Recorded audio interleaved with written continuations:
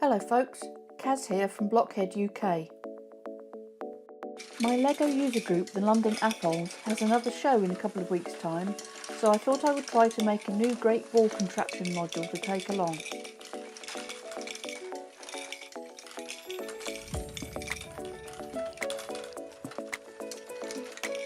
This is what I came up with.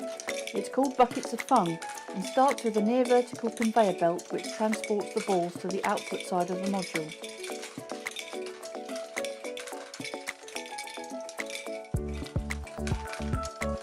Once two balls land in the top bucket, it tips and they cascade down to the output ramp at the bottom.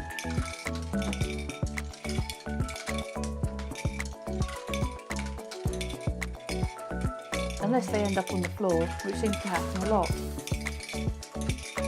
I thought I would run this one with my two other GBC modules, Big Bird with Pinball followed by Lift and Zigzag in a closed loop. The ball should keep going round until the battery runs out, or they all end up on the carpet, whichever happens first.